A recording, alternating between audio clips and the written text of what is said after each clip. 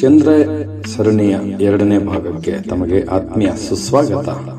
ಚಂದ್ರನ ಮೇಲೆ ಪ್ರಯಾಣಿಸಿದ ಮುಖ್ಯ ಯಂತ್ರಗಳು ಮತ್ತು ಮಷಿನ್ಗಳ ಬಗ್ಗೆ ಇವತ್ತು ಮಾಹಿತಿ ಹಂಚಿಕೊಳ್ತಾ ಇದ್ದೇನೆ. ಸೊ ಬನ್ನಿ ಪ್ರಾರಂಭ ಮಾಡೋಣ. ಲೂನಾ ಸರಣಿ, ಸೋವಿಯತ್ ಯೂನಿಯನ್. ಲೂನಾ 2 1959ರಲ್ಲಿ ಚಂದ್ರನ ಮೇಲೆ ಅಪ್ಪಳಿಸಿದಂತ ಮೊಟ್ಟ ಮೊದಲ ಯಂತ್ರ. ಲೂನಾ 9 1966ರಲ್ಲಿ ಚಂದ್ರನ ಮೇಲೆ ಸುರಕ್ಷಿತವಾಗಿ ಇಳಿದ ಮೊದಲ ಮಿಷನ್ ಚಂದ್ರನ ಮೇಲ್ಮೈಯ ಚಿತ್ರಗಳನ್ನು ಕಳಿಸಿಕೊಟ್ಟಿತು. ಲೂನಾ 16, 20, 24 ಚಂದ್ರನ ಮಾದರಿಗಳನ್ನು ಪೃಥ್ವಿಗೆ ಮರಳಿಸಲು ತರಲು ಯಶಸ್ವಿಯಾದ ಮಿಷನ್ಗಳು ಸ್ನೇಹಿತರೆ. ಅಪೋಲೋ ಮಿಷನ್ಸ್ಗಳು ಅಮೆರಿಕದಿಂದ. ಅಪೋಲೋ 11 1969ರಲ್ಲಿ ನೀಲ್ ಆರ್ಮ್ಸ್ಟ್ರಾಂಗ್ ಮತ್ತು ಬಜ್ ಆಲ್ಡ್ರಿನ್ ಚಂದ್ರನ ಮೇಲ್ಮೈಯಲ್ಲಿ ಹೆಜ್ಜೆ ಇಟ್ಟಿದ ಮೊಟ್ಟ ಮೊದಲ ಮನುಷ್ಯರು. ಅಪೋಲೋ 12, 14, 15, 16, 17 ಚಂದ್ರನ ವಿವಿಧ ಸ್ಥಳಗಳಲ್ಲಿ ಲ್ಯಾಂಡರ್ಗಳ ಮೂಲಕ ವೈಜ್ಞಾನಿಕ ಪ್ರಯೋಗಗಳು ನಡೆದು ಸ್ನೇಹಿತರೆ. ಚಂದ್ರನ ಸರಣಿ ಭಾರತಕ್ಕೆ.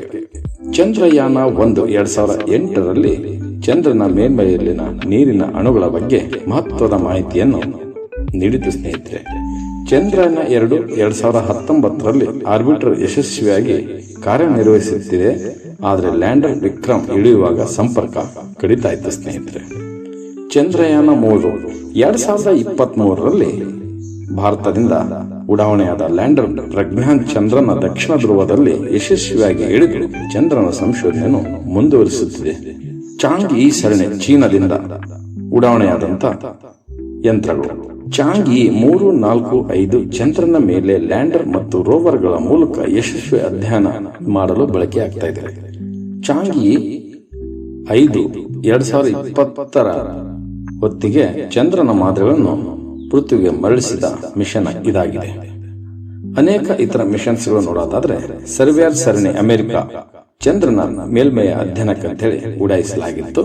ಸ್ಮಾರ್ಟ್ 1 ಯುರೋಪ್ನಿಂದ ಚಂದ್ರನ ಮೂಲಭೂತ ವೈಜ್ಞಾನಿಕ ಅಧ್ಯಯನಕ್ಕಾಗಿ ಉಡಾಯಿಸಲಾಯಿತು.